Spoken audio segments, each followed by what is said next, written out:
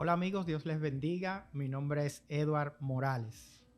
Estamos atravesando en estos momentos por un brote de dengue que ha estado afectando muchísimo al pueblo dominicano, pero más específicamente a los niños, que son los más vulnerables. En el día de hoy contamos con la presencia, con la compañía de la doctora Keilin Félix, que es especialista de salud de Compassion en República Dominicana, y ella nos va a estar ayudando a comprender cómo nosotros podemos combatir esta enfermedad que nos afecta cada año y sobre todo a aquellos que son más vulnerables. Bienvenida, doctora. Gracias, Dios les bendiga. Bien, vamos a ir directo al tema, doctora. El dengue, año tras año, el dengue. Pero yo quiero que comencemos abordando la pregunta, ¿por qué los niños siempre son los más vulnerables? ¿Por qué los niños? Bien, es bueno que las personas sepan que el mosquito tiene un radio de acción y ese radio de acción es como su hora precisa en la cual él anda volando, ¿verdad que sí? Entonces ese radio de acción está comprendido entre las 10 y 11 de la mañana. Los niños en ese horario están en la escuela por lo general, en el colegio, y si se fija, esa es la hora del recreo para los niños. Entonces están expuestos, están fuera, por lo general tienden a jugar en el patio, o sea, están en zonas, en lugares donde el mosquito sí puede acceder y les puede picar. Entonces esto lo hace más vulnerable. Y no es que, aunque el mosquito, su radio de acción sea entre 10 y 11 de la mañana, esto no quiere decir que no pueda picar en la tarde o en la noche, sino que esa es la hora de su mayor actividad durante el día. Por esto los niños son los más afectados. Ok, entonces, a ver si entendí. Como los adultos siempre estamos en los lugares de trabajo, cerrados, lugares que están menos expuestos a los mosquitos por lo general. Entonces, por eso hay menos casos de adultos y más casos de niños. Exactamente. También los niños juegan, los que no van a la escuela en la mañana, se quedan en casa, salen a jugar al patio, salen a jugar a las calles, entonces también son más expuestos. Ok. Y hay también algo de que los niños sean más vulnerables en el tema de su sistema inmunológico, su defensa. Bien, en el dengue se produce algo a nivel fisiológico que tiene que ver con la extravasación de líquido. Entonces los niños pueden regular menos la extravasación de líquido. Eso es cuando el líquido sale de las arterias al espacio extracelular. Los niños lo regulan menos que un adulto. Entonces eso lo hace más propenso a tener un shock hipovolémico debido a un dengue grave. ¿Usted me puede explicar un poquito más en detalle o más simple esos dos términos que usted tuvo mencionado? Claro. Cuando nosotros escuchamos en nuestro país hablar de dengue sin signos de alarma, antes se llamaba dengue clásico. Y después pasamos a dengue sin signos de alarma y dengue con signos de alarma. Entonces, cuando hablamos de dengue con signos de alarma, es porque ya el sistema inmunológico no está respondiendo como se espera, porque ya hay una extravasación de líquido. La cascada de la coagulación está alterada. Entonces, esa cascada de la coagulación incluye las plaquetas. Por eso escuchamos mucho mencionar a las plaquetas. Entonces, ya cuando las plaquetas no se están produciendo en la capacidad o en el número que deben producirse, el líquido, la sangre empieza a salir del espacio, de los vasos donde están. Y va pasando al espacio donde no deben estar. Por eso las personas se hinchan, empiezan a retener líquido. Entonces los niños son menos capaces de controlar esta parte. Entonces a eso es que se refiere el término. Esa es la razón por la que hay más casos de niños en peligro. En riesgo, con dengue hemorrágico. Entonces, ¿cómo se transmite? Yo sé que ese es un tema que se difunde mucho, se trata de que la gente conozca bien eso, pero vamos a reforzar esa idea. ¿Cómo se transmite el dengue? Bueno, las personas por lo general cuando se habla de dengue solo piensan en el mosquito. Pero el dengue no solamente tiene que ver con el mosquito. Okay. El principal reservorio para el virus somos nosotros los seres humanos. Okay. Cuando el mosquito transmisor del dengue, que es el Aedes aegypti, pica a una persona que es reservorio del virus, el mosquito se infecta. Entonces, en su intestino ya empieza la replicación del virus. Y por lo general, quien pica es el mosquito hembra de la Aedes aegypti. Okay. Entonces, ese mosquito hembra infectado va a poner huevos y va a una superficie donde hay agua limpia. Y allí pone los huevos. Entonces, ya esos huevos están infectados. ¿Por qué? Porque el mosquito hembra, que es la madre en este caso, está infectada con el virus. Okay. Entonces, con la picadura ya de esos que están infectados, se sigue propagando la enfermedad o el virus. Sí, esa parte sí la encontré muy significativa y en mi caso hasta nueva. Yo pensaba que cada mosquito tenía que picar a alguien con dengue para poder transmitirlo, pero entonces usted me aclara que no es así. Que si un mosquito pone huevos y tiene crías, estos ya vienen con la capacidad de transmitirlo. Claro, porque son vectores. Por eso se llaman vectores. El mosquito del dengue es un vector. ¿Por qué? Porque se contagia del ser humano y fluye como vector para transmitir la enfermedad a los demás. A eso usted se refería ahorita con el término de reservorio. Exacto. O sea, se conserva en el ser humano, aunque ya no esté presentando síntomas. Exactamente. Entonces el mosquito viene, ahí adquiere el virus y lo continúa propagando. Exactamente. Por eso es el esfuerzo que hacen las autoridades, porque las personas tratemos de reducir todos los focos donde puedan reproducirse. Así es. Porque esta es la manera en que se propaga. Así es. Otra cosa, doctora, ya estamos entrando aquí en la parte de prevención. Yo le mencionaba ahorita fuera de cámara. ¿Por qué es que se ve como si fuera inevitable? ¿Es inevitable el dengue? El dengue no es que sea inevitable, porque siempre vamos a tener 1, 2, 3, 4, 5 casos al año. Es prevenible. Okay. Es prevenible que se generen brotes importantes como el que tenemos actualmente. Okay. ¿Por qué? Porque cuando surgen 1, 2 o 3 casos, ya hay una alerta epidemiológica por esos casos que surgieron, que nos dice que debemos iniciar con las acciones de prevención, educación y promoción en salud acerca del virus. Okay. Entonces, si no se toman esas acciones de lugar en el momento preciso, pues entonces sí se va a seguir propagando la enfermedad. La enfermedad no es evitable, pero sí se puede controlar. Ok. Sí, porque yo he visto que hay años en los que no tenemos mayores inconvenientes, se presentan 1 o 2 casos, pero hay otros como este que estamos atravesando, donde escuchamos muchos casos a nuestro alrededor. Un detalle importante, yo he visto que el dengue presenta síntomas que son similares a los de otras enfermedades y esto a veces genera como confusión. ¿Cómo yo puedo distinguir eso o qué cosas debo yo hacer cuando tengo ciertos síntomas pero que también se presentan en otras enfermedades? Muy bien, por lo general los síntomas del dengue, la fiebre del dengue es muy característica, es uno de sus principales síntomas. La fiebre del dengue suele ser bastante alta, en ocasiones supera los 39 grados Celsius.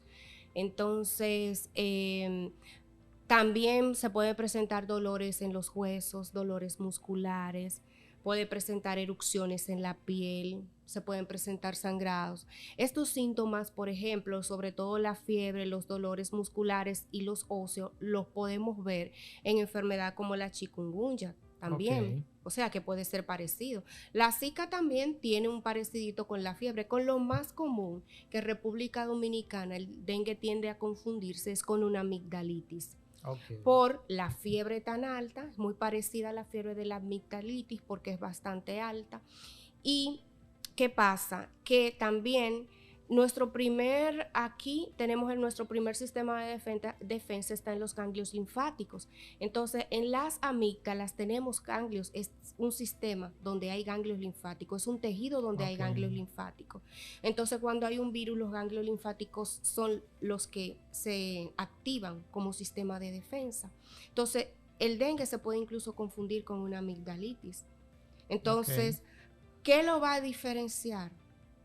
El que la persona vea la característica de la fiebre del dengue es persistente, no cede, y que se cree la conciencia de no quedarse en casa, porque yo puedo medicar la fiebre, porque la fiebre del dengue tú la medicas y en menos de 1 hora, 45 minutos, el paciente te vuelve a subir la temperatura de nuevo, porque es una fiebre bastante fuerte.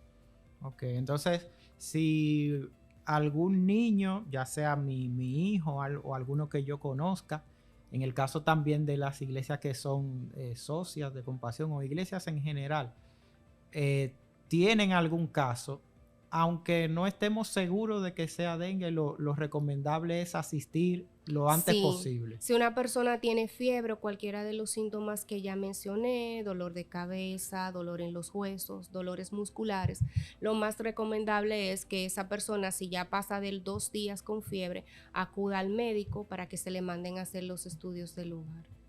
Ok. Algo que usted mencionó ahí, pero quisiera que lo viéramos más en detalle. ¿Es aconsejable automedicarse? No es aconsejable automedicarse. Ahora bien, aquí hay un tema bien importante, sobre todo en los niños. Cuando la fiebre es muy alta en los niños y no podemos controlarla con medios físicos, como lo es bañando al niño, que por lo general es una muy buena medida, bañarlo, también ponerle un algodoncito con alcohol debajo de las axilas, eso también ayuda a controlar la temperatura. Si no podemos controlar la fiebre con medios físicos, pues para evitar cualquier otro daño, producto de que la fiebre sea muy alta, pues podemos utilizar acetaminofén, pero es lo único que podemos utilizar. Eso iba a preguntar, perdón. O sea, ¿cuáles medicamentos? Yo escucho mucho que se dice, no se puede tomar esto, no se puede tomar aquello. ¿Cuáles medicamentos o componentes bajo ningún concepto se deben tomar? Exacto. Cuando una persona tiene fiebre, debe evitar tomar cualquier medicamento del tipo analgésico, antiinflamatorio no esteroideos. ¿Cuáles son de este tipo? Lo que es el ibuprofeno, lo que es la aspirina. ¿Por qué? Porque son medicamentos que pueden inhibir la cascada de la coagulación. Ahorita hablábamos de por qué los niños pueden llegar más fácil a un dengue con signos de alarma que un adulto, y es precisamente por eso, porque ellos no regulan también la extravasación de líquidos, y yo mencioné las plaquetas, el papel que juegan las plaquetas en esa parte. Entonces, por lo general, la aspirina tiene este efecto como anticoagulante, entonces no es eso lo que queremos si hay un dengue. Necesitamos que las plaquetas, que la cascada de la coagulación funcione de manera normal, para evitar precisamente esa extravasación de líquido, que es lo que provoca el shock hipovolémico en el dengue grave. Perfecto. ¿Y qué podemos nosotros hacer para evitar, en caso de que ya el dengue esté en nuestra casa, evitar que se siga propagando? A veces uno ve que comienza por uno de los hijos y luego el otro y luego el otro. Ok, en ese caso es tomar las medidas preventivas. ¿Por qué? Porque quiere decir que si, por ejemplo, yo tengo dengue, ya fui picada por un mosquito, ese mosquito está infectado y puede seguir infectando a otras personas también. Entonces, fumigar en la casa de ser posible, verificar en el patio si tenemos algunos elementos o envases que puedan ser reservorios de agua donde el mosquito se pueda reproducir con facilidad.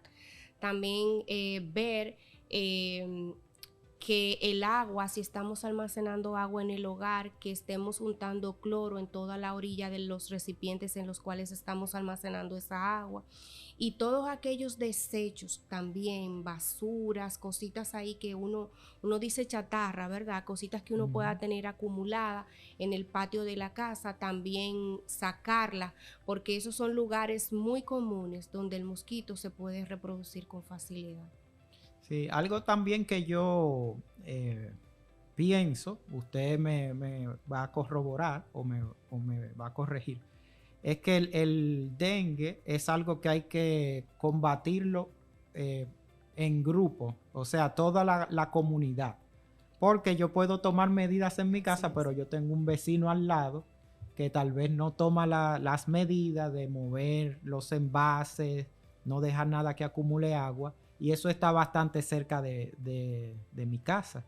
Sí, el tema de la prevención incluye lo que es la educación y la promoción en salud. Y es como usted dice, si usted toma las medidas del lugar para evitar la propagación del mosquito y que surjan nuevos casos, y la persona que está a su alrededor no tiene el mismo nivel de conciencia, pues eso puede generar que sí se siga propagando el mosquito. Entonces, en ese caso, la prevención del dengue no es de una sola persona. La prevención del dengue es de todos. ¿Por qué? Porque todos tenemos que asumir el compromiso de tomar las medidas del lugar y de educarnos acerca de la enfermedad para evitar que se siga propagando. Perfecto. Otra cosa, ¿es correcto dejar de asistir al médico o utilizar los medicamentos recomendados por los médicos y en lugar de esto tomar teces o batidas? A veces yo escucho que la guayaba, que el pimiento morrón.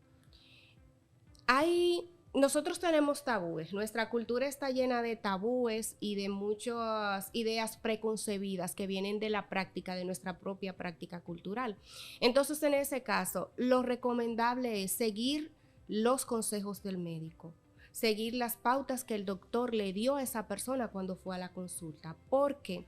Porque en el dengue se tratan los síntomas. La fiebre alta puede provocar deshidratación. Entonces, ¿qué tenemos que hacer? Manejar la fiebre, acetaminofén o paracetamol, e hidratar a la persona. Okay. Electrolitos. Entonces, lo demás, lo que las personas están acostumbradas, ¿verdad?, a decir que el jugo, que el pimiento, que aquello, son más bien creencias. Pero cuando tenemos dengue, lo más importante es controlar los síntomas según van apareciendo. Un jugo no me puede controlar la fiebre. Okay. ¿Qué me puede aportar un jugo? Quizás me puede aportar agua. Me va a hidratar. Okay. Eso no tiene ningún efecto directo.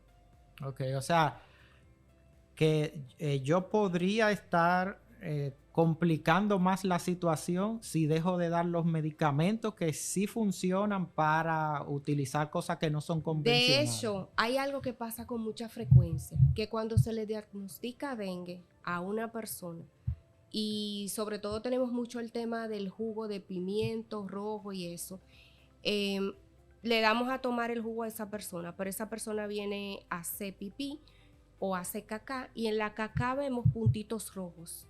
Eso puede confundir el diagnóstico porque puede hacer pensar que esa persona está sangrando, y no es así. Es producto del jugo que se tomó.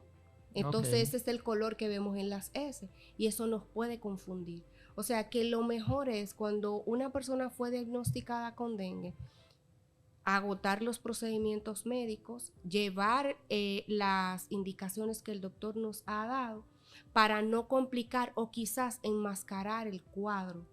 Ok. Usted mencionó ahorita los electrolitos. Sí.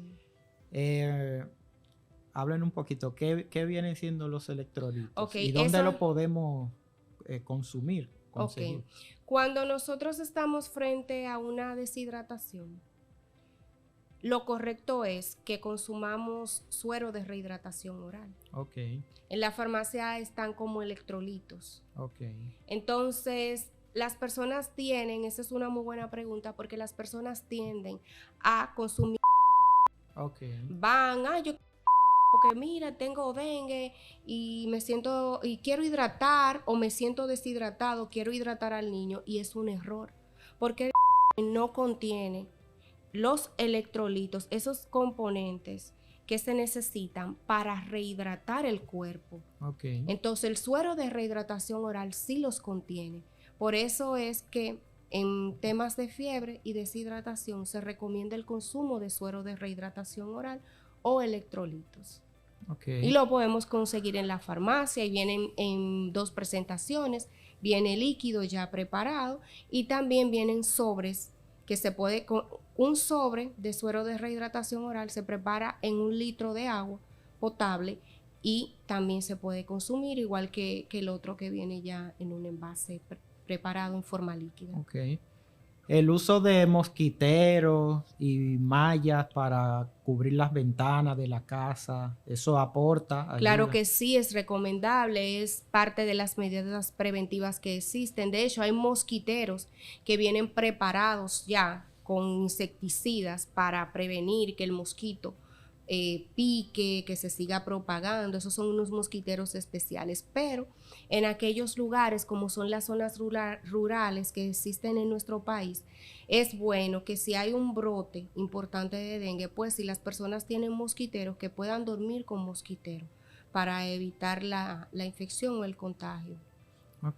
En mi caso, nosotros allá en mi casa pusimos los screens y yo mismo por internet los pude adquirir, no son tan costosos y ha traído incluso bastante libertad ahí a la casa. Exacto. Y uno mantiene los mosquitos aislados, sobre todo en el caso que yo mencionaba ahorita, que no podemos garantizar que todos los vecinos se van a involucrar o a sumar a la lucha contra el dengue.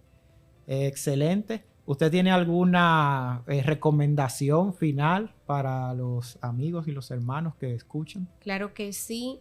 Cuando hay un brote epidemiológico como el que tenemos de dengue actualmente, es bueno estar pendiente a las informaciones que emiten los organismos de salud del país y también que nosotros no solamente nos quedemos pendientes de esas informaciones, sino que nosotros actuemos con conciencia. ¿Por qué? Porque la educación en salud es muy importante cuando surgen brotes epidemiológicos.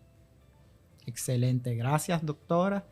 Y gracias a todos ustedes también por estar en contacto con nosotros. Esperamos que todo este contenido, todas estas informaciones sean de mucha bendición para cada uno de ustedes en esa lucha que tenemos por proteger a nuestros niños de diversas cosas, pero en este caso en específico del dengue. Antes de nosotros concluir, queremos invitarles a que por favor se suscriban si ustedes han encontrado este contenido útil. Se suscriban y den a la campanita que está abajo para que puedan recibir las notificaciones de todo el contenido que vamos a estar subiendo con cierta frecuencia. Así que Dios les bendiga.